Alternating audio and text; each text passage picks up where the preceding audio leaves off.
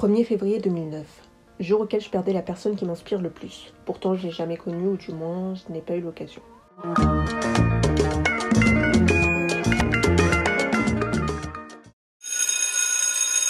En primaire, à chaque retour de vacances, notre prof nous demandait ce qu'on avait pu faire. La majorité de la classe répondait « je suis partie voir papy et mamie », mais moi j'ai pas pu bénéficier de ce privilège pour diverses raisons. Pourtant, cela ne m'empêchait pas de poser des questions à ma mère au sujet de mon grand-père.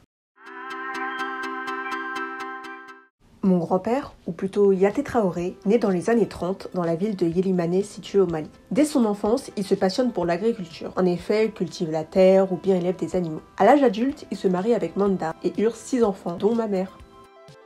Bien que dans notre société, la vie des gens compte énormément et ce davantage avec les réseaux sociaux, mon grand-père, lui, est le type de personne qui possède ce I don't give a fuck mode. Alors que la moitié du village critiquait son initiative de planter des baobabs dans sa terre, à l'heure actuelle, ils sont des centaines à vouloir goûter son œuvre. Le message que je retiens donc de cette anecdote est qu'il faut toujours avoir foi et croire en soi.